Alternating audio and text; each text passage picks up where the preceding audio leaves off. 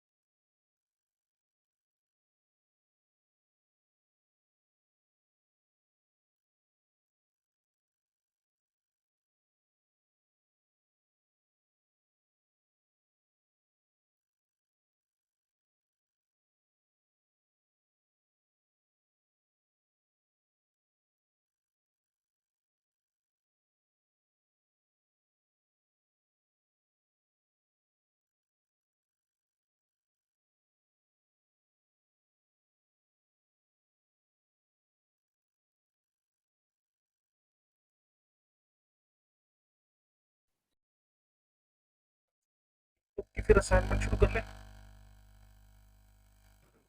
Yes sir. Yes sir. तुम लोग number बोलते जाओ।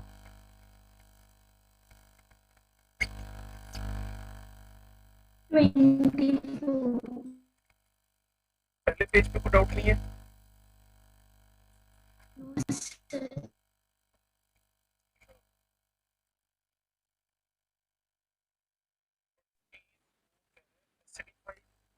2CR27 solution turns green when Na2SO4 is added। वो तो +3 वाला जो भी कंपाउंड मिल जाए, वो भी Na2SO4 है ना, SO3 है, ये खुद भी तो ऑक्सीडाइज होएगा ना बच्चे। जो SO3 है खुद भी तो ऑक्सीडाइज होएगा ना, और क्रोमियम क्या होएगा, रिड्यूस होएगा। तो जहां क्रोमियम ओके प्लस सर। 3 में और सल्फाइड सल्फेट में कन्वर्ट होता हुआ दिख रहा है, वो आंसर टिक कर दो। सेकंड। यहाँ क्रोमियम +6 है, K2CR27 में खुद को रिड्यूस करेगा, और ये वाला सल्फाइड खुद को सल्फेट में कन्वर्ट करेगा। इसका कॉम्बिनेशन जो बनेगा सेकंड ऑप्शन है।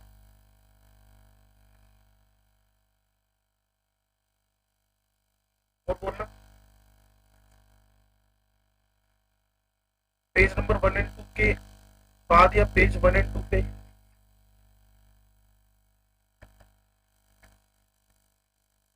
सर आपने 22 की थर्ड ऑप्शन में कल बताया था ना कि जो हाई ऑक्सी बाकी के हैलाइड्स है वो हाई ऑक्सीडेशन स्टेट को इसलिए स्टेबल करते हैं क्योंकि वो खुद रिड्यूसिंग एजेंट्स होते हैं, ये बताया था। Halides are stable in lower oxidation state and rest halide in higher oxidation state।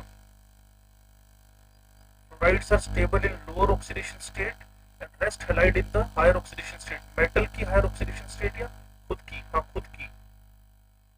अब fluoride are stable in the lower oxidation state, लेकिन अब इसने ये मेंशन नहीं किया है क्योंकि बाकी हैलाइड भी तो हायर ऑक्सीडेशन नंबर में जा सकते हैं ना। एक बार मेटल की मान के चले हम लोग, fluorides are stable in lower oxidation state, rest halides in higher.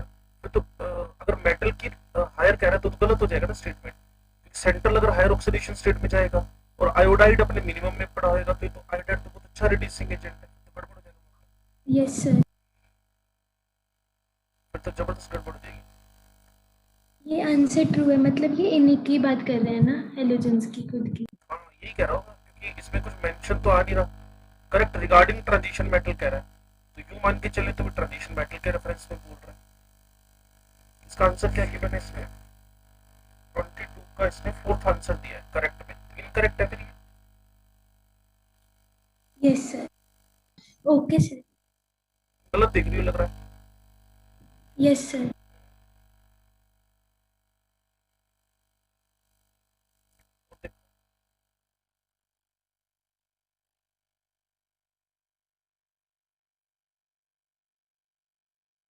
Page number 3 पे बोल दो कुछ है तो। सर 39। 39 मेरे पास। which of the following is incorrect with respect to F block elements? Lanthanum resembles one another more closely than do the members of ordinary transition। हाँ क्योंकि size nearly same चल रहे हैं और छोटे छोटे होते जा रहे हैं, इसलिए इनका सेपरेशन भी बड़ा मुश्किल था, आपने देखा ही था। तो स्टेटमेंट तो करेक्ट है, resembles one another more closely. Lanthanide show a wide range of, बिल्कुल नहीं।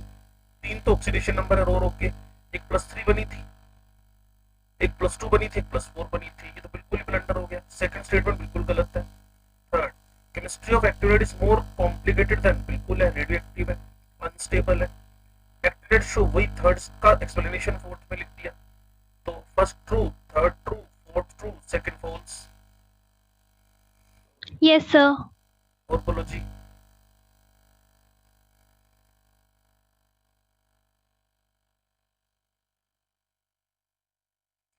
पेज नंबर 3 के डाउट्स बोल सकते हो। Question number 40।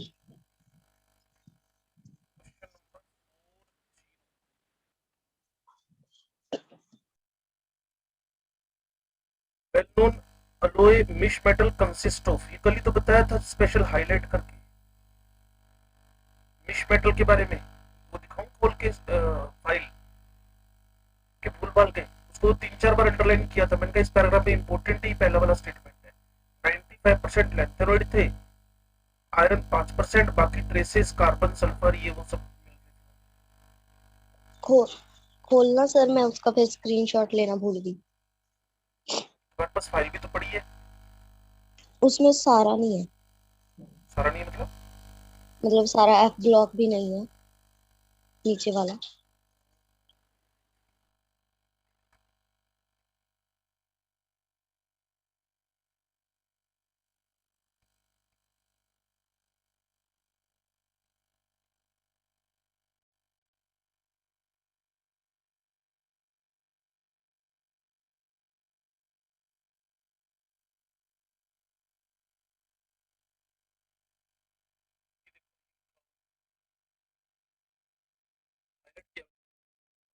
alloy is mesh metal which consists of a lanthanoid metal like cerium, iron, traces of sulfur carbon, calcium and aluminium. Yes sir, ले लिया।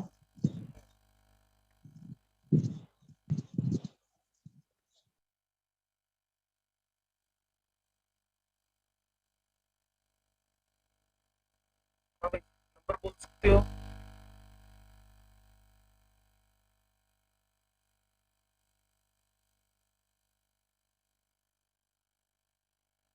56।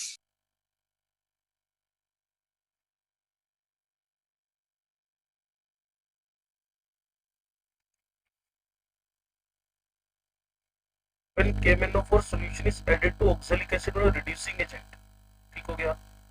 The decolorization, इसको तो मैंने कई बार बोला क्लास में कि हमें KMnO4 के साथ कोई भी रिड्यूसिंग एजेंट लेके चलना पड़े, कोई भी रिड्यूसिंग एजेंट लेके चलना पड़े। तो जो KMnO4 का Mn+2 होता है ना, ये एक खुद इंडिकेटर है, सेल्फ इंडिकेटर बोलते हैं इसको। Clear? The decolourisation is slow, पहले तो शुरू में धीरे धीरे लेकिन फिर Mn+2 बन जाएगा और यही कहीं ना कहीं एक सेल्फ इंडिकेटर का काम करेगा, but becomes instantaneous after some times because of the formation of Mn+2। एक सेल्फ इंडिकेटर या सेल्फ कैटलिस्ट का काम करता है। इसकी टाइट्रेशन में खुद इंडिकेटर भी है, अपने टाइट्रेशन में खुद इंडिकेटर भी है और रिएक्शन को प्रमोट करने का काम भी खुद भाई साहब कर रहे हैं।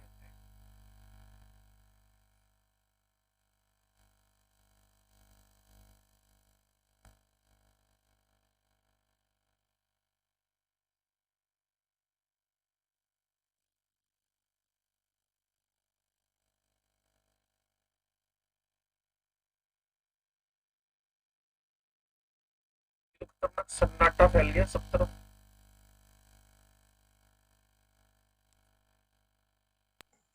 सर है नहीं डाउट। क्या पूछे इससे, क्या पूछे? क्या पूछे मतलब? मतलब मैंने तो कल पूछ लिए थे। नहीं नहीं, वो जिसने पूछा था वो कहाँ चली गई? मैं यही हूँ सर, समझ आ गई। अगला नंबर लगा दो फटाफट से। असाइनमेंट में नहीं आया डाउट्स,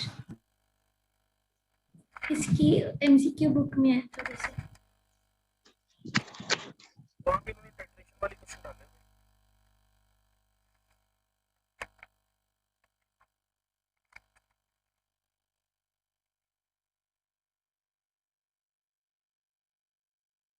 देखना इसको, नंबर देखो कोई अगर किया है तो। पहला पेज, नो सर। दूसरा पेज, 1.24 में सर इसका वही है कि ग्रुप नंबर हाईएस्ट 4 इसकी मैक्सिमम ऑक्सीडेशन स्टेट होगी। 1.24 the oxide formed in the maximum oxidation state Z are zirconium, hafnium, इसके ऊपर टाइटेनियम, देन O is, तो यही है +4 से ऊपर तो जा नहीं सकते ये, तो ये +4 होएगा, इसके -2 के 2 लगाने पड़ेंगे, तो Z R Yes. O2 के चांस बनते हैं आपके पास 124। Yes sir. ये एक ही सीरीज है ना टाइटेनियम की, जर्कोनियम की, हाफनियम की।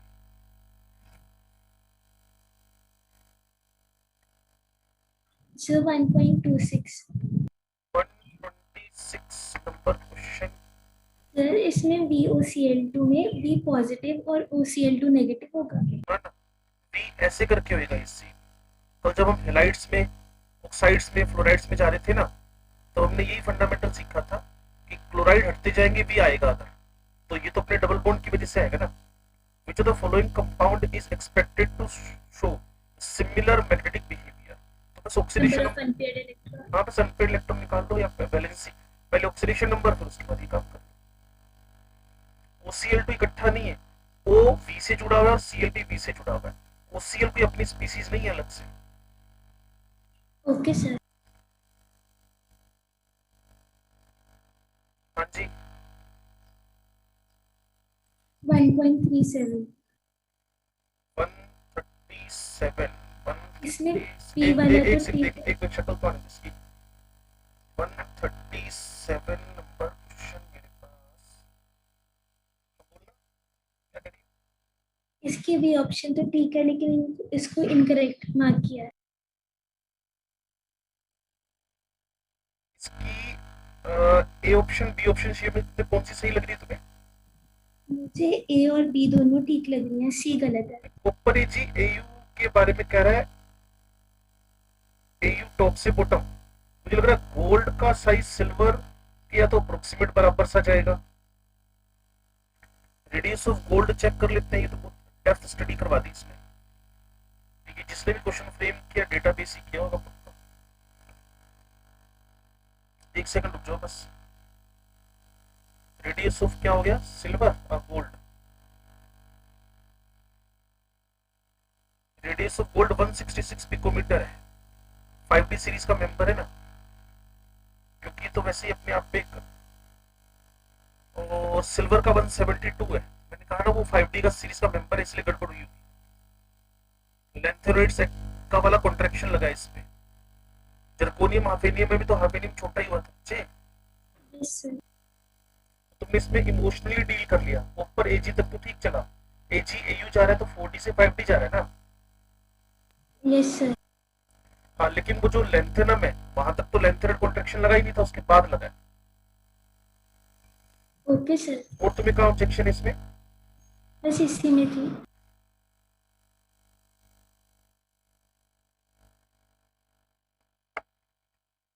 अगला नंबर,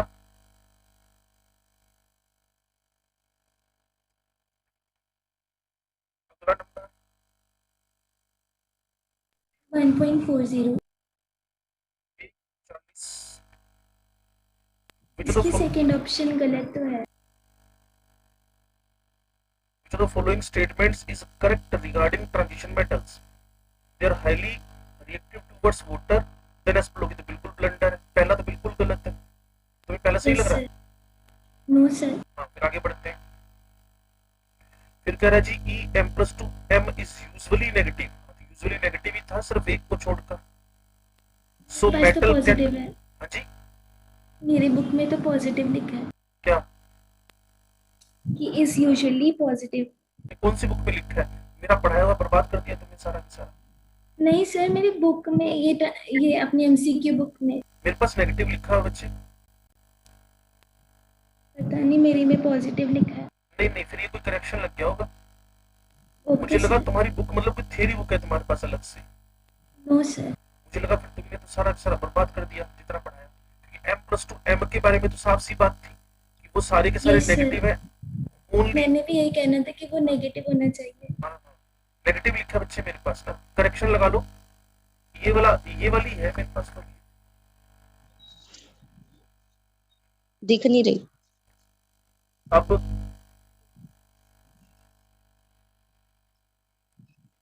दिख ब्लर है सर। हाँ जी। मैं तो ब्लर नहीं आ रहा। No sir. Very good. तो सेकंड में नेगेटिव को पॉजिटिव को नेगेटिव बना दो बच्चे। और सो मेटल कैन, और जिनका भी इलेक्ट्रोड पोटेंशियल नेगेटिव होएगा रिड्यूसिंग एजेंट होंगे, इटसेल्फ ऑक्सीडाइज होंगे, इलेक्ट्रॉन लूज करेंगे। ठीक है, परफेक्ट लाइन है। सर हम नेगेटिव ही लिखा है हमारे वाले में। मेरे जगमीत को के पास ना शायद ये जब 12वीं में रही होगी तब इसके पास इसकी पुरानी वाली रही होगी, वही यूज कर रही है। ओ जगमीत, मैंने देखा ही नहीं, मैंने बस बुक उठा ली, देखी नहीं पुरानी है या नहीं है। तो अब बता तो सकती हूँ तुमने एक नहीं है। पुरानी है। हाँ,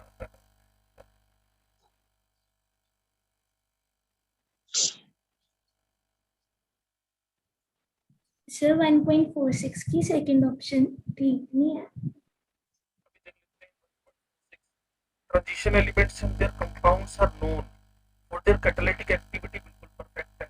which of the following is the reason for their catalytic activity? उसने कहा जी इसकी catalytic activity के पीछे वजह क्या है। they can मेरे adopt, पास नॉट द रीजन है। ऐसा करो ना, It's दूसरी not बुक the पढ़ी होगी ना reason. तुम्हारे पास। ठीक है सर, फिर मेरे करेक्शन उसी से लगा लूंगी। ठीक है, लेकिन पूछती रहो जिससे पता चल जाए गलती कहाँ हुई है। 146 का which of the following is the reason for the catalytic activity?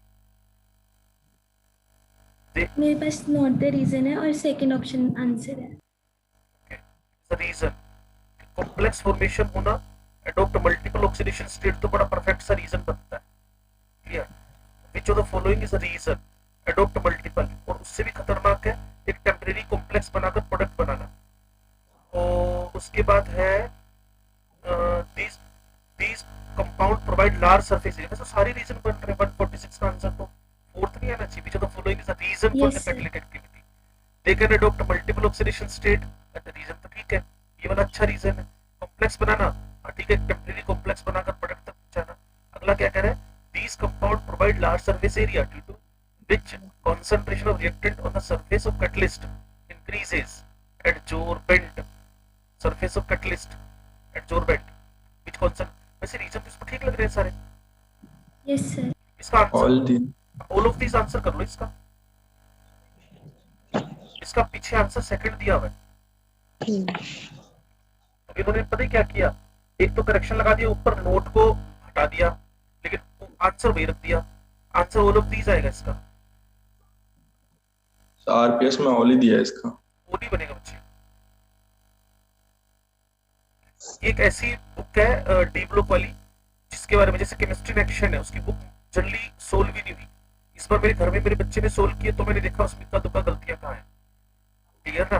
Time depend करता है, टाइम कितना आपके पास। हाँ जी 47 48।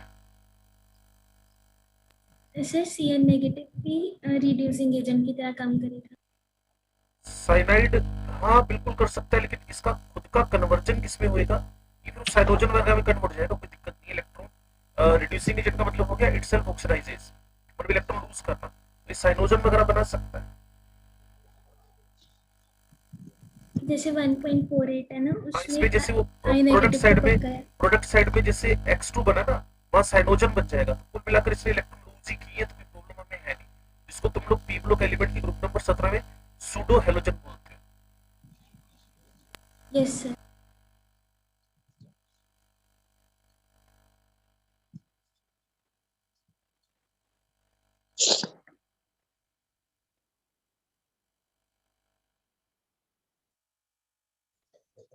हाँ भाई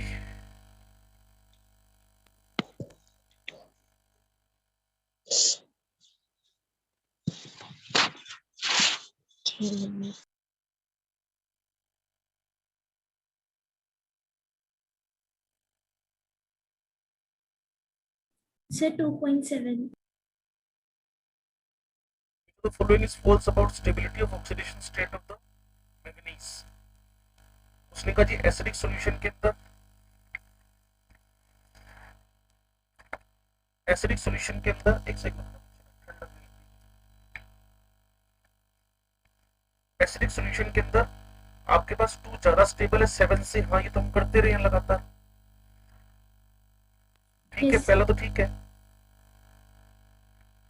उसके बाद जी एल्कलाइन में 4 ज्यादा स्टेबल है 2 से, 4 बनता ही MnO2, Yes, sir. ठीक है। उसके बाद एसिडिक सॉल्यूशन में 6 ज्यादा स्टेबल है, साफ दिख रहा है, गलत है। Yes, sir. हाँ तो एसिडिक सॉल्यूशन में 6 तो हम बनाते नहीं कभी भी, और तुम्हें अगर No, याद sir. हो +2 बनाते हैं। K2MnO4 बनाते हैं ग्रीन कलर का, वो बनाते हैं एल्कलाइन मीडियम में, वो भी सिर्फ एल्कलाइन नहीं, स्ट्रॉन्ग एल्कलाइन मीडियम। इसलिए फोर्थ वाली ठीक है, फोर्थ वाली ठीक है मतलब, फोर्थ वाली ऑप्शन ठीक है इसलिए। अरे पहली भी तो ठीक है, दूसरी भी तो ठीक है, यस सर, फोर्थ में था तो। और फोर्थ में कह रहा है हाँ एल्कलाइन मीडियम में। हाँ पहले तुम ट्रू ट्रू कर, अब तुम करी पहली, फोर्थ वाली ठीक है, नहीं पहली वाली भी ठीक है, दूसरी भी ठीक है, फोर्थ भी ठीक है, थर्ड गलत है। Okay sir. ठीक है ना,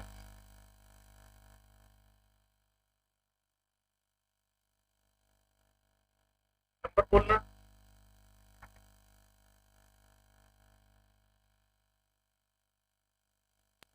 3.12 की डी ऑप्शन। 3.12 की डी 12 नंबर ऑप्शन, का दूसरा, नहीं डी। दूसरा ऑप्शन नहीं, डी ऑप्शन 312 का fourth option. The following half reactions occurring in aqueous medium, delta G is negative, मतलब अपने आप कौन चलेगा। क्रोमियम +3 का क्रोमियम +2 में कन्वर्जन, जब डी ऑप्शन देखना, कोबाल्ट +3। कोबाल्ट का तो मुझे याद आ रहा है, एक अच्छा ऑक्सीडाइजिंग एजेंट था, ई नोट इसका प्लस में था और मैग्नीज से भी ज्यादा था, मुझे याद आ रहा है, तो डी। और इटसेल्फ ऑक्सीडाइजेस, क्योंकि मुझे याद आ रहा है कि इसका ई नोट इस केस में प्लस था, पॉजिटिव। और जितना प्लस प्लस पॉइंट जो भी था 1.9 ऐसा जो कुछ था, तो जिसका जितना पॉजिटिव होएगा उतना अच्छा ऑक्सीडाइजिंग एज होएगा, इटसेल्फ रिड्यूस होएगा। Okay sir. यस सर, समझ आ गया। गड़बड़ क्या हुई, मेरी समझ, अब मेरे को क्वेश्चन ही गड़बड़ क्या हुई। मैंने ना इसको ई नोट से नहीं किया था, इसकी कॉन्फ़िगरेशन बना के सोचा था कि ये क्यों जाना चाहेगा +2। पहला टारगेट तो ई नोट किया करो इन केसेस, ओके सर। उसके बाद फिर अगला टारगेट बनाएगा।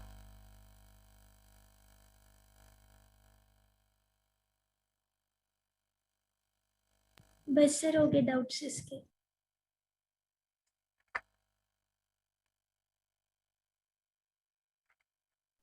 बचा क्या भाई, सर जो आपने एक भाई क्वेश्चन दिया था वो कर लें डिस्कस।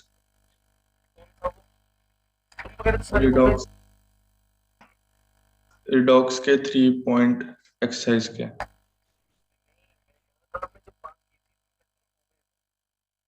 यस सर, वो तो गए थे सारे। वो इसमें एक क्वेश्चन में मैंने ये पूछना था कि वो सही, मतलब कि वो वैसे कर सकते हैं जैसे मैंने सोचा है। थे तो उसको रिडॉक्स,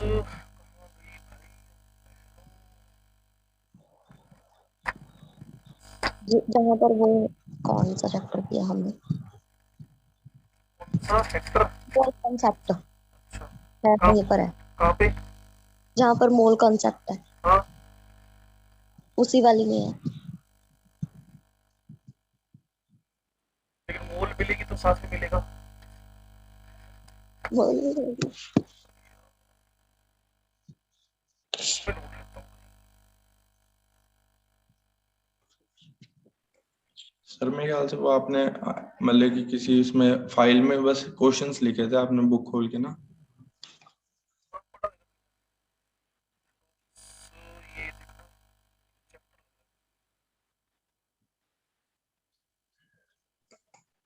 नीचे एक जगह मोल कंसेप्ट लिखा है।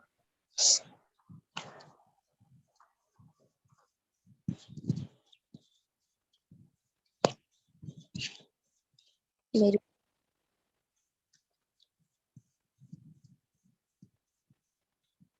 कैसे थोड़ी करने हैं, हमें नोट्स में से करने हैं। फोटो भेजते।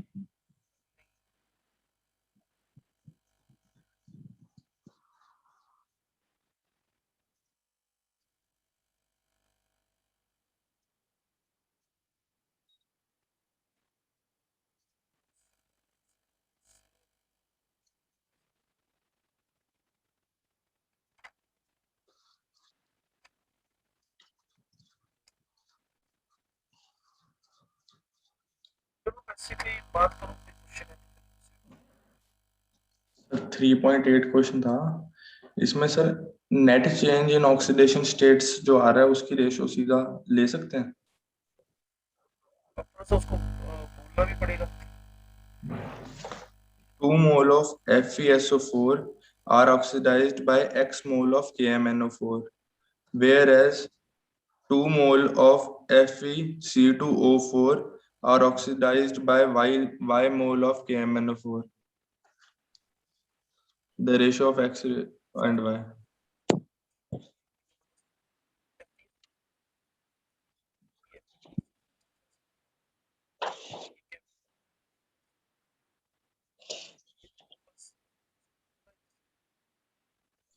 Yes sir. फैक्टर 1 है, इसका n फैक्टर 5 है, इस 5 को यहाँ मल्टीप्लाई किया, इसको यहाँ मल्टीप्लाई किया, तो आपने कहा जी आपके पास 5 मोल एक से रिएक्ट करते हैं, ठीक है ना। इसके FeSO4 के 5 मोल एक से रिएक्ट करते हैं, उसके 2 मोल कितने से रिएक्ट करेंगे? क्लियर, 1/5 इंटू 2 मतलब 2/5 से। तो यहाँ x की वैल्यू मेरे को समझ आई कि 2/5 है।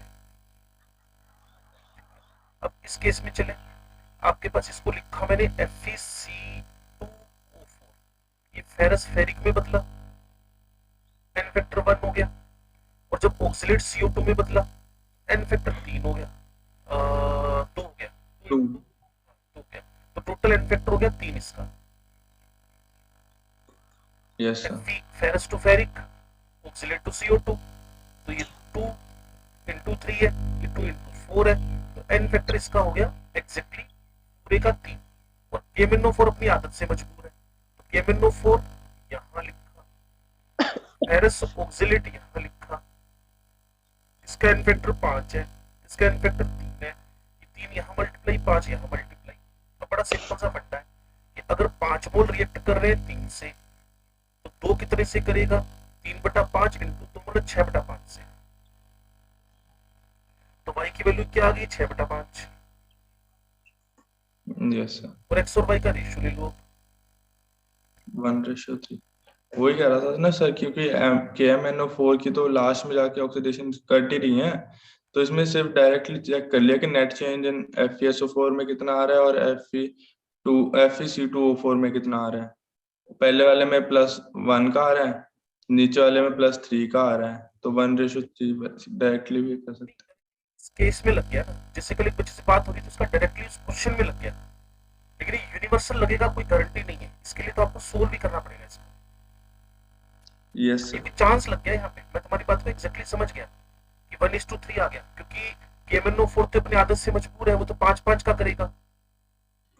दोनों यस जगह KMnO4 तो अपने 5/5 का करेगा, वहां वो 1 का कर रहा है, यहाँ 3 का कर रहा है, तो इसलिए, और इसके भी 2-2 मोल ही दे रखे हैं, तो भी बात बन गई। Yes sir. वो जो फेरस है ना, उसके भी 2-2 मोल ही दे रखे हैं फॉर ईच, अगर उसके 2 इसके 3 दे देता फिर मामला गड़बड़ हो जाता, फिर तुम्हें यूनिट सोल्व ही करना पड़ता।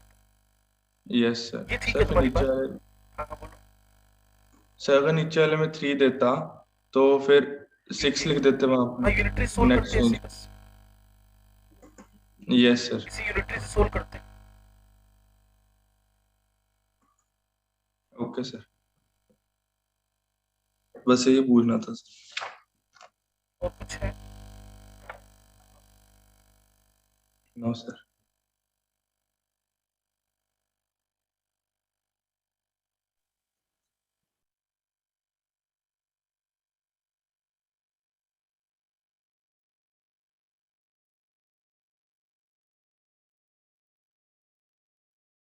अभी तो हमारी क्लास के 45 मिनट्स बाकी हैं,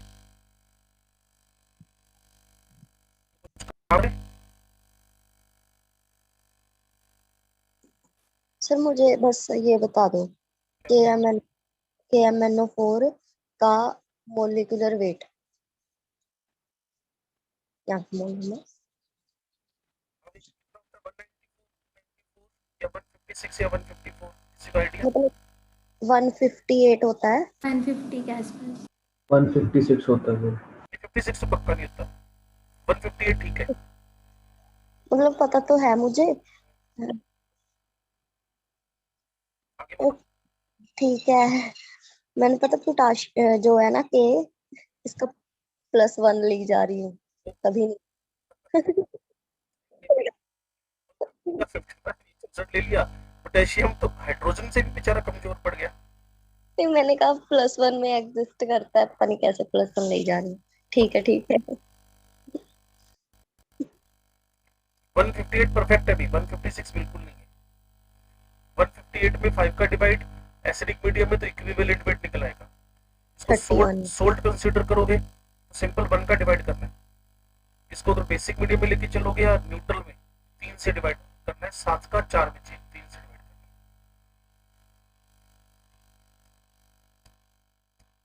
है। Yes sir. और दसो बस सर। कर लिया हम लोग अपना काम केमिस्ट्री में मिडिल है। Yes sir. Yes sir.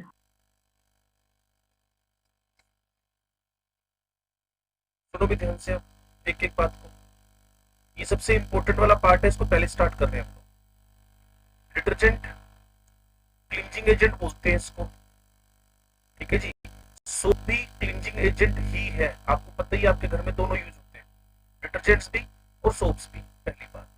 Okay, उसके बाद जी सोप की डेफिनेशन देनी है आपने, दे देते हैं जी कि sodium potassium salts of higher fatty acids है। Sodium potassium salts of higher fatty acids है। ये भी आपको पता है, चैप्टर का नाम था सरफेस केमिस्ट्री। क्लियर? इसके अलावा भी चैप्टर हुआ था जिसका नाम था हाइड्रोजन, वहां था हार्ड एंड सॉफ्ट वाटर। ठीक है जी। अब मैं सोप को हार्ड एंड सॉफ्ट बोल रहा हूँ, पानी को नहीं, सोप को। अगर सोडियम के सोल्ट्स होंगे, सोडियम के तो उनको आप हार्ड सोप्स बोल दोगे। और अगर पोटेशियम के सोप्स होंगे, मतलब C17 H35 COO उसको हार्ड सोप बोलोगे। C17 H35 COO इसको आप लोग इसको हार्ड, इसको सॉफ्ट बोलोगे। क्यों? ये है आपके स्किन पे इफेक्ट के बेसिस पे। लेकिन आपको तो ट्रू फॉल्स के स्टेटमेंट अगर सही करने तो आपको लिखकर दिया जाएगा sodium salt of fatty acids, clear, is known as a hard soap. आपने ठीक है गलत किया इसमें। और अगर वो बोलेगा पोटेशियम तो बोलना सॉफ्ट सोप। और किस बिहाफ पे, जो बार बार हम बात कर रहे हैं, ऑन द बिहाफ ऑफ, इस बिहाफ पे, स्किन पे इफेक्ट के बेसिस पे। और एक सोप का मैंने फॉर्मूला लिखा है स्टीयरिक एसिड का C17H35COON, इसका सोल्ट बना दिया हमने, तो ये आपके पास एक सोप का फॉर्मूला हो गया। अगली बात, अगर इसको बनाना चाहते हो तो यहाँ तुम्हारी जियोलॉजी बॉटनी भी बड़ी हेल्प कर सकती है, क्लियर ना। ये का आपने फैट का फॉर्मूला लिख दिया है, क्लियर, जिसको बोला आपने क्या, ये स्टीरिक एसिड है और ये ग्लिसरीन है, तो इसको बोल दोगे ग्लिसरीन स्टीरेट, ग्लिसरीन स्टीरेट। और एक फिर केमिस्ट्री लगेगी, केमिस्ट्री में क्या लगेगा, एस्टर चैप्टर। एस्टर चैप्टर में क्या सीखा है हमने, ये जो OR है लिविंग ग्रुप है। और फिर हम बात करेंगे किसकी, एक केमिकल काइनेटिक्स की, हमने सीखा था एल्कलाइन हाइड्रोलाइसिस ऑफ एस्टर। कई सारे चैप्टर मिक्स करके बातें बनती चली जाएंगी। तो जैसे ही इसका एल्कलाइन हाइड्रोलाइसिस करोगे, एल्कलाइन हाइड्रोलाइसिस, तो वैसे ये बॉन्ड के रिवर्सिबल रिएक्शन होगा, ब्रेक होएगा, लीव करेगा, तो आपके पास बनेगा एक तो ग्लिसरीन, क्लियर ना, ये बनेगा ग्लिसरीन और ये बनेगा आपके पास सोप। अब मैं आयनिक इक्विलिब्रियम में आ रहा हूं। टॉपिक का नाम है ली चैटलियर प्रिंसिपल। तो अगर C17H35COON नहीं, C17H35COON नहीं, तो अगर आप क्रिस्टलाइज करना चाहते हो, बाहर निकालना चाहते हो, प्रेसिपिटेट आउट करना चाहते हो, तो कॉमन एंड इफेक्ट दिखा दो। इसमें नमक डाल दिया NaCl और Na कॉमन है, तो जो भी वीक इलेक्ट्रोलाइट था वो क्या कर गया, प्रेसिपिटेट। तो ये जो C17H35CON ने प्रेसिपिटेट किया, यही सोप है बस। इस पूरे प्रोसेस को वहां लिखा था सोल्टिंग आउट। सोल्टिंग प्रोसेस के अंदर तुम्हारा sodium salt of the fatty acid out, बाहर हो गया, सोल्टिंग आउट। अब देख लो कितने सारे चैप्टर बीच में एक एक करके मिक्स किए हैं, और वो सारी की सारी इंफॉर्मेशन आपके पास है। सोडियम सोल्टो फैटी एसिड को हम सोप बोलते हैं, सोडियम वालों को हम हार्ड बोलते हैं, पोटेशियम वालों को हम सॉफ्ट बोलते हैं, क्लियर ना।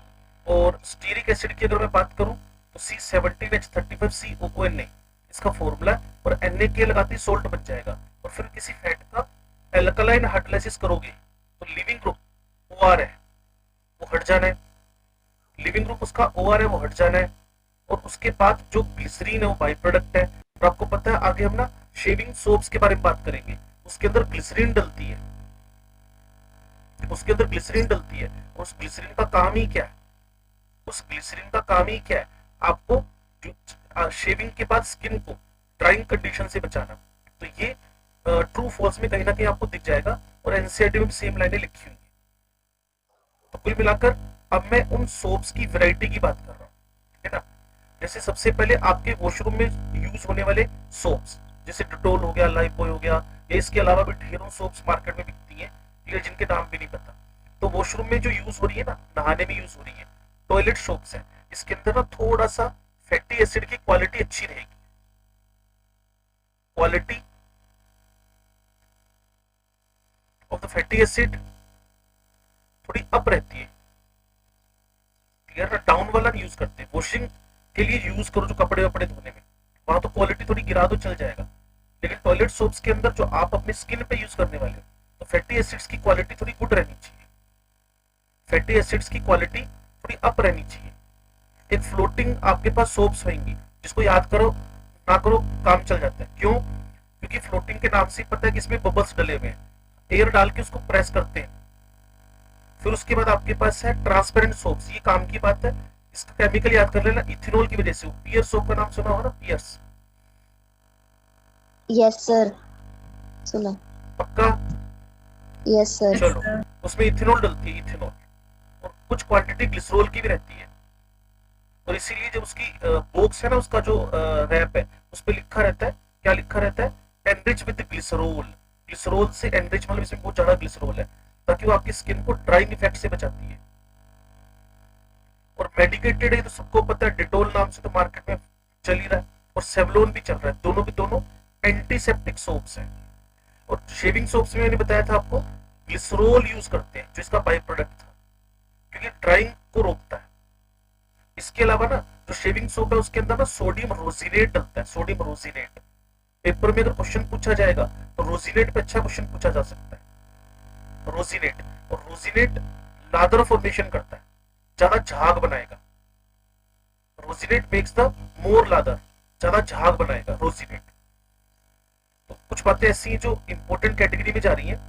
इसके अलावा लॉन्ड्री सोप्स हैं, इसमें भी रोजिनेट रहेगा, ज्यादा झाग बनाने की।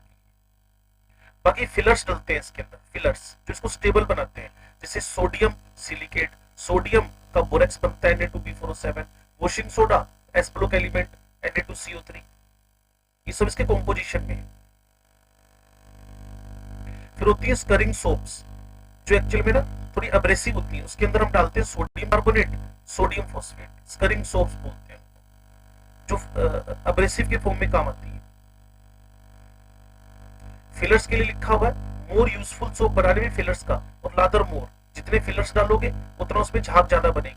तभी तो लॉन्ड्री सोप्स के अंदर हमने डाला क्या है, रोजिनेट भी, सिलिकेट भी, बोरेक्स भी, कार्बोनेट भी। बाकी क्लींजिंग एक्शन के लिए आप एक्सपर्ट हो ऑलरेडी, आपको पता है एक एंड कैसा होता है, नॉन पोलर, दूसरा कैसा होता है, polar.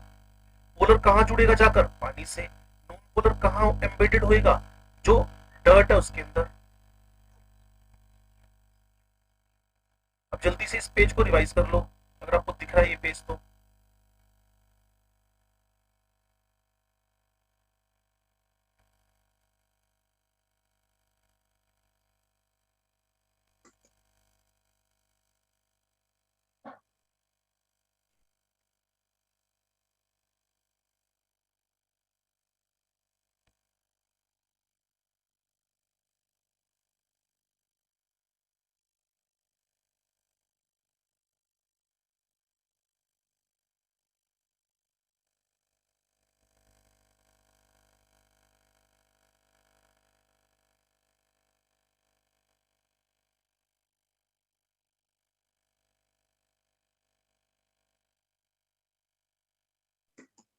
Done sir. Yes sir. Clear कर लेना भी बच्चों से। 8 पेज है ये, हैंड रिटन, मैंने विभो को भेज दिए। क्लियर? तो इसके अंदर सब लिखा मिलेगा आपको, इधर उधर भटकना नहीं पड़ेगा। जैसे ये टॉयलेट सोप से, तो यहाँ पे हाथ से लिख लेना higher fatty acids, good quality fatty acids. इससे थोड़ा थोड़ा और एक दो क्वेश्चन जो ट्रू फॉल्स वाले आएंगे ना आपके आरपीएस वगैरह में, वो सोल्व हो जाएंगे।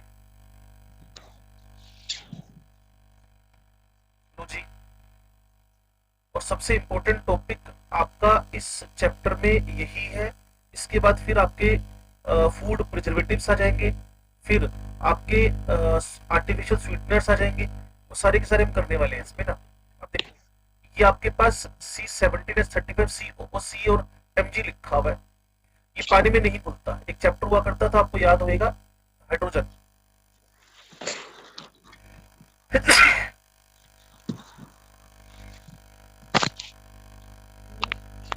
हाँ जी, हाइड्रोजन का नाम सुना होगा, वह हार्ड वाटर और सॉफ्ट वाटर सुने होंगे आपने।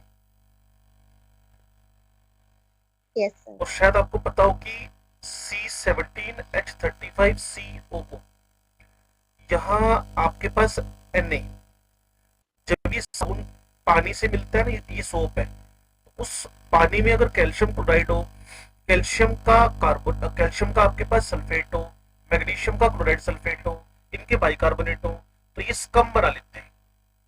ये इससे रिएक्शन करके स्कम बना लेते हैं। ये वेस्ट चला जाता है, मैक्सिमम सोप वेस्ट चला जाता है, मैक्सिमम सोप। तो मैक्सिमम सोप वेस्ट जा रहा है, उसको बचाने का तरीका क्या है पहले तो समझ ले। वो तो उस चैप्टर का काम हो गया कि कहीं ना कहीं वो हार्डनेस, हार्ड वाटर के साथ हमारी सोप्स वर्किंग नहीं है। ये सबसे खतरनाक डिसएडवांटेज है इसका, ये सबसे खतरनाक। और एडवांटेज पता है क्या है, अगर ये कहीं सीवरेज वगैरह में चले गए तो ये कहीं ब्लॉक नहीं करेंगे सिस्टम को, धीरे धीरे धीरे धीरे धीरे बैक्टीरिया इसको डिकम्पोज कर देगा और ये CO2 के फॉर्म में बाहर हो जाएंगे।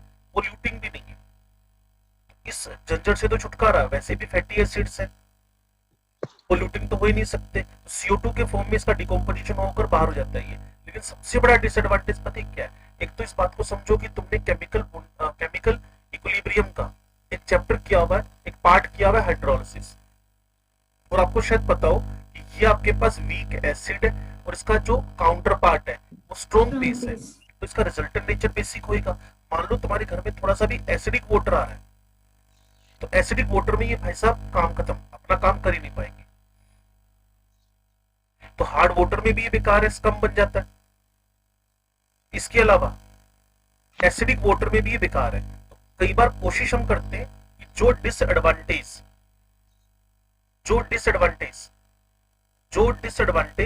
इस सोप के अंदर है, वो सारे डिसएडवांटेज हम दूर करके सिंथेटिक डिटर्जेंट्स में ले आए, दूर कर दें, मतलब इन प्रॉब्लम्स को ओवरकम करें। तो वो प्रॉब्लम क्या आई, एक तो एसिडिक वाटर में काम नहीं कर रहा, दूसरा हार्ड वाटर के साथ काम नहीं कर रहा, तो एक बायोडिग्रेडेबल उसका एडवांटेज था। तो हम जो सिंथेटिक डिटर्जेंट बनाएंगे,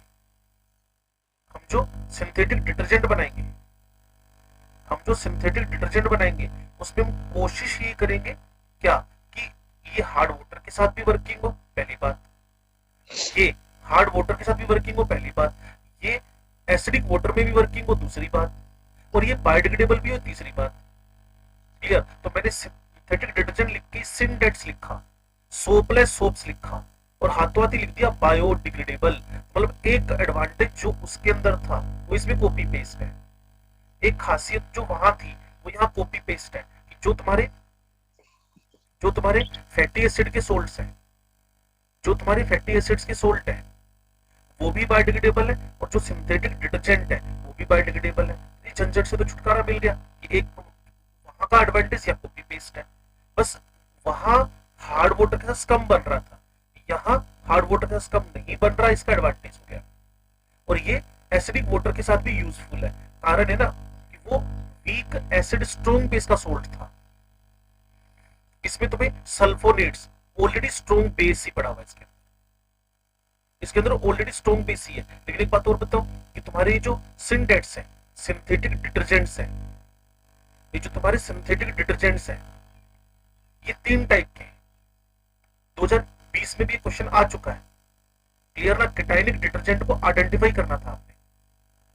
तो ये जो तुम्हारे डिटर्जेंट है 3 टाइप के, एक एनायनिक मतलब नेगेटिव, केटाइनिक मतलब पॉजिटिव, नॉन आयोनिक मतलब no charge. Cationic, anionic and non ionic. तो सबसे पहले एनायनिक नेगेटिव पे बात कर ले। और एक बात आपको सरफेस केमिस्ट्री शायद पता हो, अगर याद हो तो अच्छी बात है। अगर किसी भी डिटर्जेंट या सोप की क्वालिटी बढ़ाना चाहते हो, अगर किसी भी डिटर्जेंट या सोप की क्वालिटी बढ़ाना चाहते हो तो उसका मोलिकुलर वेट बढ़ा दो। और अगर मोलिकुलर वेट बढ़ा दिया तो उसका सीएमसी जल्दी आ जाएगा, क्रिटिकल मिशलाइजेशन कॉन्सेंट्रेशन। क्लियर ना? और जितना मोलिकुलर वेट ज्यादा उतना सीएमसी जल्दी अचीव करेगा, और जितना सीएमसी जल्दी अचीव करेगा हमारे लिए वो उतना अच्छा डिटर्जेंट है, हमारे लिए वो उतना अच्छा डिटर्जेंट है। तो अभी देख लिया हम लोग।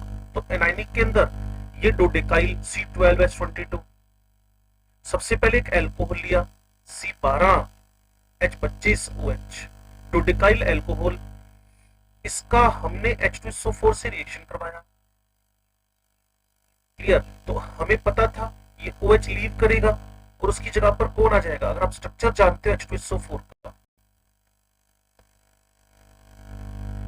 ये OSO3H, OSO3H, तो नाम रख दोगे डोडेकाइल हाइड्रोजन सल्फेट, SO4 ही तो है, डोडेकाइल हाइड्रोजन सल्फेट। बस फिर बेसिक मीडियम लेकर आओ तो सीधे सीधे तुम कहां तक पहुंच जाओगे, सोडियम डोडेकाइल सल्फोनेट तक, SDS तक। और ये आपका एनायनिक डिटर्जेंट है। अब आपकी चॉइस है, इसमें बड़े बड़े ग्रुप और इंट्रोड्यूस करवाते चलो, जैसे बेंजीन इंट्रोड्यूस करवा दिया, इसकी लेंथ और बढ़ा दो। सोडियम पैरा पोजीशन पे पड़ा हुआ है, एंड डोडेकाइल 12 कार्बन, बेंजीन सल्फोनेट। तो अब पता है क्या किया हमने, बायोडिग्रेडेबिलिटी के बेसिस पे इसको क्लासिफाई कर दिया, बायोडिग्रेडेबिलिटी के बेसिस पे इसको क्लासिफाई कर दिया।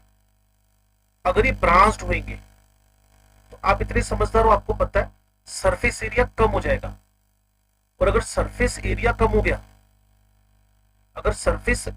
कम हो गया, एल्काइलेटेड, क्लियर ना? एल्काइलेटेड, अगर कहीं ना कहीं सरफेस एरिया कम हो गया, एल्काइलेटेड बेंजीन सल्फोनेट्स ABS, तो बैक्टीरियल अटैक उतना इजीली नहीं हो पाएगा। लेकिन अगर लीनियर हो गई तो सरफेस एरिया बहुत ज्यादा है, तो लीनियर वालों की बायोडिग्रेडेबिलिटी हाई ज्यादा है, बायोडिग्रेडेबिलिटी ज्यादा है, जबकि अनब्रांच्ड वालों की, एल्काइलेटेड वालों की, एल्काइलेटेड वालों की जिनका सरफेस एरिया कम है, उनकी बायोडिग्रेडेबिलिटी भी कम है, क्योंकि उसको प्रॉपर जगह नहीं मिल पाएगी बैक्टीरिया को अटैक करने के लिए। तो एक अच्छा ऑप्शन था ये वाला, जिस पर क्वेश्चन बन सकते हैं। केटाइनिक में ज्यादा मगजमारी नहीं करनी है, तुम अमाइंस चैप्टर पढ़े पढ़ाए हो। क्वाटरनरी अमाइन तुम जानते हो, क्वाटरनरी अमाइन तुम जानते हो। तो क्वाटरनरी अमाइन में नाइट्रोजन पे 4 एल्काइल ग्रुप लगे रहते हैं। बस 3 छोटे चलने दो, लेकिन एक बड़ा तो लगाना ही पड़ेगा। अब कोई बच्चा बोलेगा बड़ा क्यों लगाना पड़ेगा उस पे, उसका जवाब वो खुद भी जानता है। इसलिए लगाना पड़ेगा जिससे उसका CMC, क्रिटिकल मिशलाइजेशन कॉन्सेंट्रेशन, जल्दी से अचीव हो जाए। इसलिए मैंने बोला था कि जितना मोलिकुलर वेट ज्यादा होगा, उसकी गुडनेस उतनी ज्यादा होगी, उसकी अमाउंट कम लगेगी। और आपको पहले भी बताया था, ये वैसे नेचर वाइज ये जर्मिसिडल है, कौन सा केटाइनिक, और हेयर कंडीशनर्स में यूज होता है, हेयर कंडीशनर्स में यूज होता है। कौन? केटाइनिक वाला।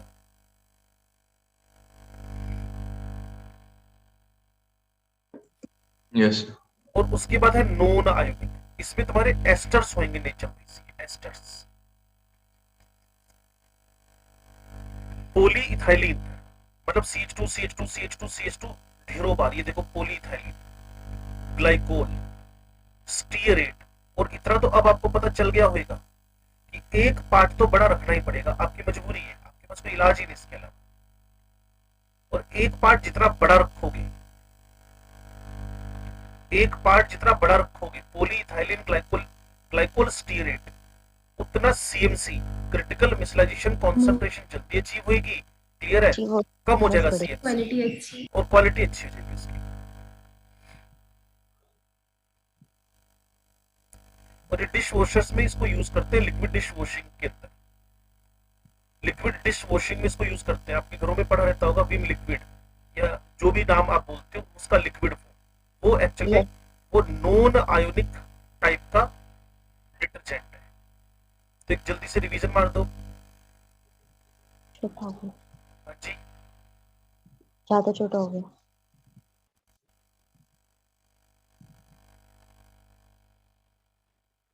चलो जी ऊपर से शुरू हो जाओ।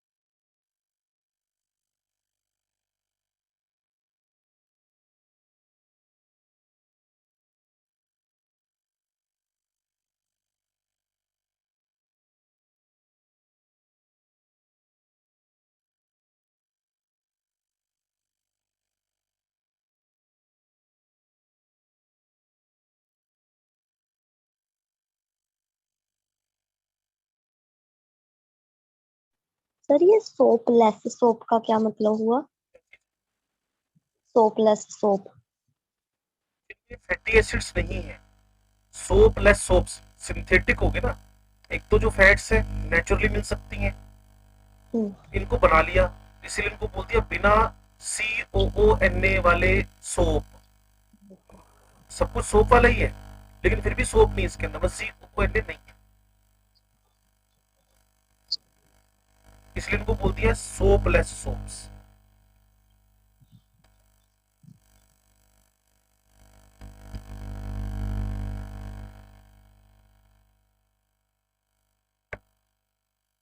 ऊपर को करना sir?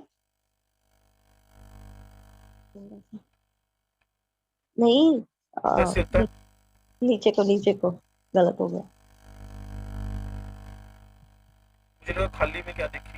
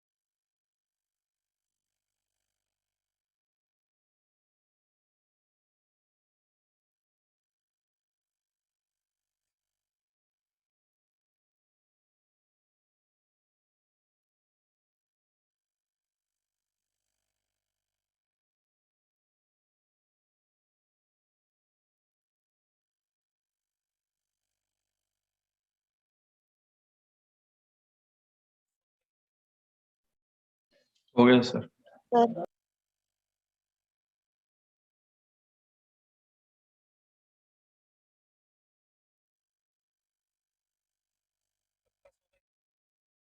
No sir, done sir.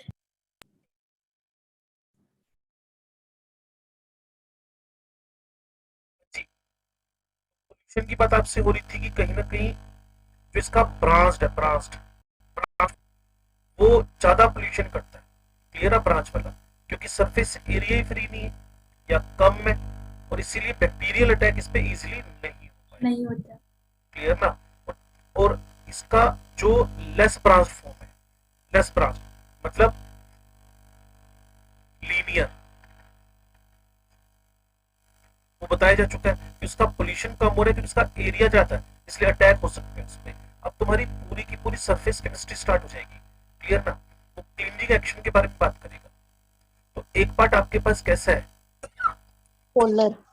ये CON है, और दूसरा कैसा है, नॉन पोलर।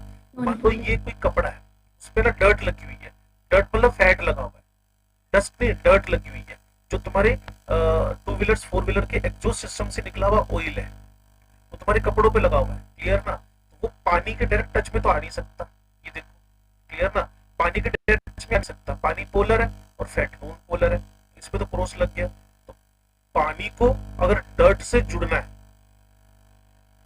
वाटर को अगर डर्ट से जुड़ना है, तो उसको बीच में एक इंटरमीडिएट डालना पड़ेगा। पानी को अगर डर्ट से जुड़ना है, उसको बीच में एक Yes, sir. इंटरमीडिएट डालना पड़ेगा, और उसका नाम आप भी जानते हो, मैं भी जानता हूँ, उसको बोलते हैं सोप, उसको बोलते हैं डिटर्जेंट, ठीक है जी। तो उसकी जो टेल है वो तो फैट के अंदर क्या हो गई, एम्बेडेड हो गई, धंस गई उसके अंदर, फैट के अंदर एम्बेडेड हो गई।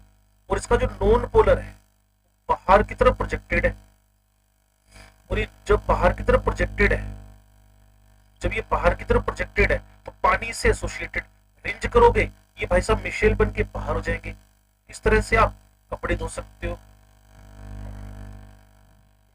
सर देखो केमिस्ट्री की क्लास में कपड़े धोने सिखा मैंने रहे पहले भी सिखाया था, आज तो मैं डबल ट्रेनिंग दे रहा हूँ। हैं। सही बात है।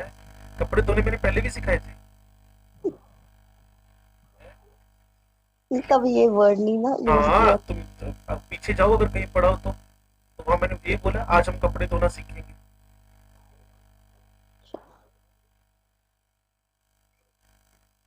वैसे खाना कोई बना रहा हो ना तो बोल देते हैं खाना अच्छा बनाता है। कपड़े धोने में तो मैंने कभी सुना नहीं कपड़े अच्छे धोता है ना। कपड़े तो वॉशिंग पाउडर में धोने, बस रिंजिंग अच्छी होनी चाहिए, और उसी पे टीवी वॉशिंग मशीन के बैक से ऐड बने हुए कि हम रिंजिंग कैसे करते हैं। लो जी, कपड़े धुल गए, अब हम खाने पे चलते हैं। Chemicals in the food. तो केमिकल्स इन द फूड के अंदर सबसे पहले chemical preservatives. Preservatives, best preservative benzoic acid या सोडियम बेंजोएट। इसको कलर्ड या कलरलेस किसी भी फूड के अंदर मिक्स किया जा सकता है, केमिकल प्रिजर्वेटिव्स। और एक है SO2, तुम्हारा जान पहचान का सबसे इंपॉर्टेंट, क्लियर। तुम्हें लोगों को तो याद ही होगा, ये अच्छा रिड्यूसिंग एजेंट है, रिएक्शन और ये रिडक्शन होता है टेम्परेरी, क्योंकि ये रिडक्शन के बेसिस पे ब्लीचिंग करता है, bleaching reduction reduction yes bleaching. Sir. तो किसी भी कलरफुल फूड के अंदर SO2 या potassium hydrogen sulphide Meta sulphide अब यूज मत करना, क्लियर ना, नहीं तो उसको ब्लीच कर देगा वो। और बाद में मान लो स्ट्रॉबेरी खा रहे हो और आपको फ्लेवर आ सकता है लेकिन कलर नहीं आएगा पिंक का, और कलर का इफेक्ट दिमाग पे पहले जाता है, ये भी ध्यान रखना चाहिए। कोई मैंगो फ्लेवर दे रहा है और उसका येलोश कलर नहीं है, ग्रीन कलर में दे रहा है आपको, यार मैंगो कैसे ग्रीन हो सकता है, वो बोलेगा फ्लेवर है, खा के देख। आपने कहा हो ही नहीं सकता, तो आप खाओगे भी तो भी आपको आधा अधूरा ही पता चलेगा कि ये मैंगो फ्लेवर आ रहा है, इसलिए कलर का इफेक्ट पहले जाता है दिमाग में। इसलिए ध्यान रखो, किसी भी कलरफुल मटेरियल में, फूड मटेरियल में SO2 को एज फूड प्रिजर्वेटिव यूज नहीं करना।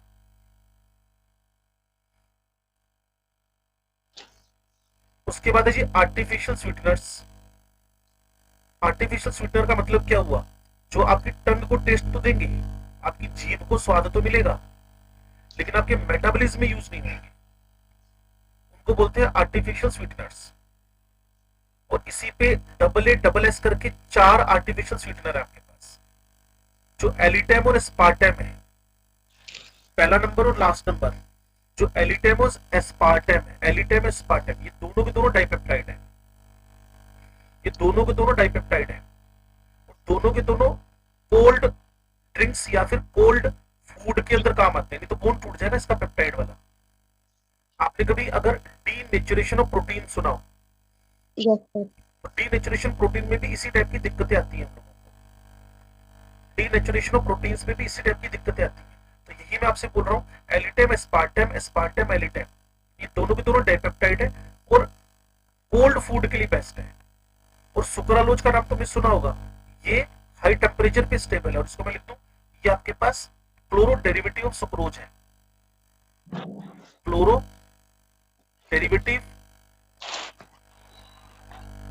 ऑफ द सुक्रोज है, फ्लोरो डेरिवेटिव ऑफ द सुक्रोज है कौन? सुक्रोलोज। और जब भी घर में कोई किचन में बने ना कुछ, तो उसमें अगर गर्म हो, चाय वाय में भी डाल सकते हो इसको, या फिर खाने पीने का कोई सामान अगर हीटिंग करवा रहे हो, इन भाई साहब को डाला जा सकता है सुक्रोलोज को, क्योंकि हाई टेम्परेचर पे स्टेबल है। Sucralose is stable at high temperature, इसको यूज किया जा सकता है हाई टेम्परेचर पे। Chloro derivative of sucrose is sucralose. कभी इसका एनसीईआरटी में स्ट्रक्चर खोल के देखना, आपको हेलिक्स की तरफ से कोई बुक मिली है उसके अंदर इसका स्ट्रक्चर खोल के देखना, तो क्लोरो क्लोरो लगा रखे हैं इन्होंने वहां। Chloro derivative of the sucrose is sucralose. लेकिन फिर बोल रहा हूं, इनका मेटाबॉलिज्म में यूज नहीं होएगा, सिर्फ आपकी जीभ को स्वाद देने के लिए। और इनके नीचे ना 2000, 600, 550 ऐसा लिखा हुआ है। इसका मतलब अगर आप समझते हो तो अच्छी बात है, मैं बता देता हूं। नॉर्मल सुक्रोज से 2000 गुना मीठा है एलिटेम, एस्पार्टेम 100 गुना मीठा है सिर्फ, और सैकरिन 550 टाइम्स मीठा है, और सुक्रोलोज 600 गुना मीठा है। उसका 1 ग्राम, उसका 600 ग्राम यूं मान लो, 1 किलो चीनी और इसकी 600 किलो चीनी सुक्रोलोज। इसकी स्वीटनेस इतनी ज्यादा, इतनी खतरनाक है, 600 गुना, 600 टाइम्स मोर स्वीट।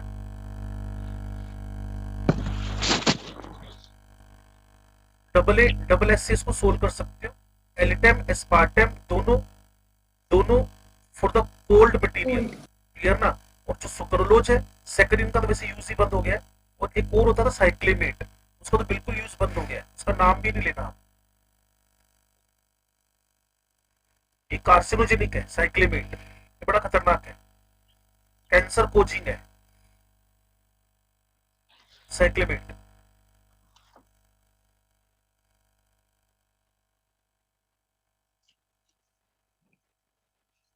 क्यों भाई, पता चल गया क्या बातें चल रही हैं आपसे?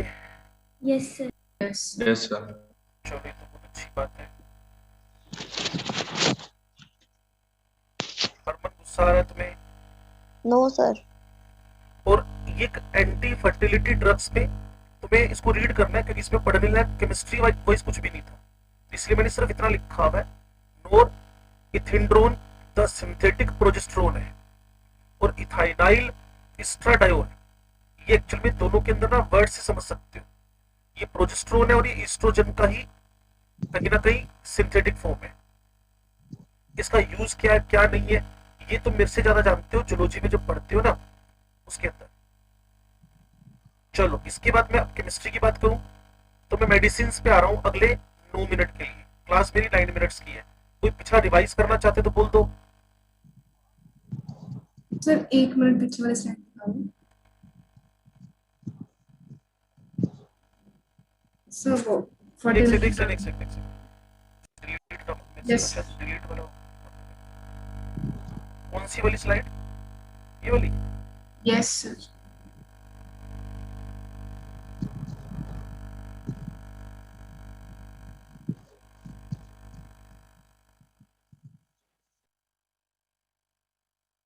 Done sir. जी, तो नेक्स्ट आपके पास है मेडिसिन। ये तो जपनीत का ही तो फेवरेट चैप्टर चल रहा है। Yes sir. ये तो बहुत खुश हुई कि आज की इसका फेवरेट चैप्टर चल रहा है। खुश सर। तो बहुत होगी तुम। हाँ, आपको कैसे क्या कह रही है? आपको कैसे पता भी उसका फेवरेट है? उसने यस सर नहीं बोला। हाँ, खुश होके बोला। हाँ, तो इसका मतलब मेरे को पता है उसका फेवरेट है, अब वही बताएगी तुम्हें, उससे फोन करके पूछ लेना कि उसका फेवरेट क्यों है। Okay sir. क्योंकि जब भी मैं पूछता हूँ ना कौन सा सिलेबस बचा हुआ है, तो जब भी तो हमेशा एक बात बोलती है, केमिस्ट्री इन एवरीडे लाइफ। ये किसी और चैप्टर का नाम नहीं लेती, वो ना फेवरेट। अच्छा। हाँ जी, तो मेडिसिन अब आपको समझना क्या है, इसका जो किसी पर्टिकुलर रिसेप्टर पे एक्शन है, क्लियर, उस बेसिस पे मेडिसिन का क्लासिफिकेशन है। तो सबसे पहले आपके पास है एंटीपायरेटिक। एंटीपायरेटिक का दूसरा मतलब हो गया against the fever, anti fever. और आजकल तो सब तरफ एक ही नाम चल रहा है, पैरासिटामोल पैरासिटामोल पैरासिटामोल। क्लियर? तो उसमें से पहला आपके पास है पैरासिटामोल। अब इसके नाम से पता चलेगा कि इसको हम पैरा, ये पैरा, पैराबोल। ठीक है जी। ओल, एसिड, ये एसिड, और ये बन जाएगा एम। तो पैरा, पैरा, एसिड, एम, ओल। तो ये पैरासिटामोल का स्ट्रक्चर है। बट तुमने अपने दिमाग में रखना, किसी भी जगह बताना नहीं है कि मेरे को ना पैरा एसिड एम ओल दे दे, सिंपल बोलना है पैरासिटामोल दे दे। क्लियर ना?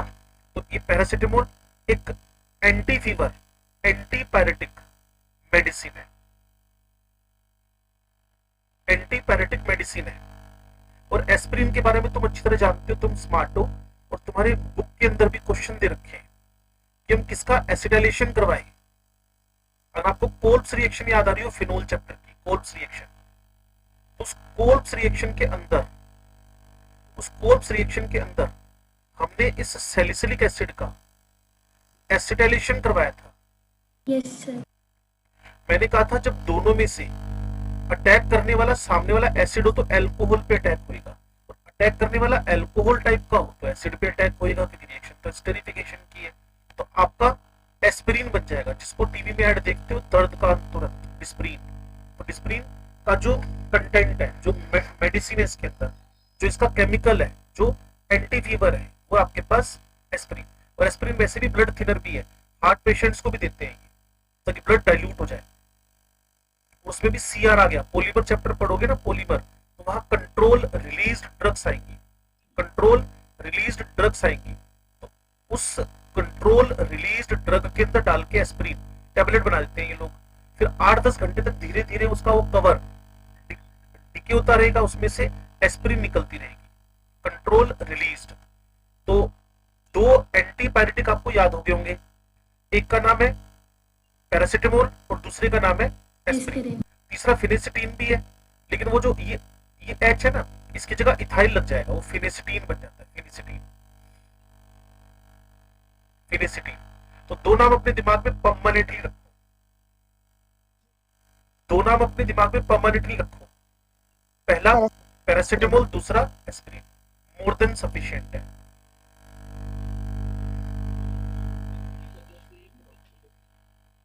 सदमे में हो क्या? No sir. No sir. No sir. Sir ये ब्लीडिंग इन स्टमक क्यों अभी आ लिखा? रहा हूँ, अभी आ रहा हूँ, अभी आ रहा हूँ।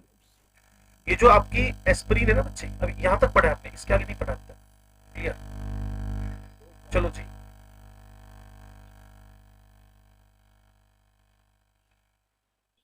आपके पास ब्लड थोड़ा जल्दी नहीं बचानी है। क्लियर ना? ध्यान से सुनो। ये आपके पास एस्पिरिन है, ये आपके पास एस्पिरिन है। ये स्टोमक में जाकर ना, जब इसका हाइड्रोलिसिस होएगा, जब इसका हाइड्रोलिसिस होएगा, तो ये सैलिसिलिक एसिड में, वो तो आपको पता ही है, जितने भी इस दुनिया के एस्टर्स हैं, वो हाइड्रोलाइज होकर अपना एसिड, वो हाइड्रोलाइज होकर अपना एसिड वापस बना देंगे, वो अपना हाइड्रोलाइज होकर अपना एसिड वापस बना देंगे। तो एसिड जो बना ना, वो स्टोमक में ब्लीडिंग का कोज बनता है, ब्लीडिंग का रीजन बनता है। तो हमें थोड़ा प्रिकॉशनरी, एस्पिरिन जब भी खाएं, एक तो ज्यादा क्वांटिटी में खाएं ना, क्लियर, और अगर खाएं तो उसका सोल्ट खाएं, कैल्शियम सोडियम। और वैसे कंपनी वाले सोल्ट के फॉर्म में देने लग गए, उनको पता है वो कम हार्मफुल है, वो प्रेसिपिटेट हो जाएगी, वो सोल्ट के फॉर्म में। अगर एसिड भी नहीं बनेगा तो सोल्ट टिका रहेगा, जो फिर ब्लीडिंग का रीजन नहीं बनता है। सैलिसिलिक एसिड ब्लीडिंग का कोज है, और उस ब्लीडिंग को अगर रोकना चाहते हो तो एक जो आपका सैलिसिलिक एसिड है, सॉरी आपका जो एस्पिरिन है, उसका सोडियम पोटेशियम सोल्ट यूज करना चाहिए।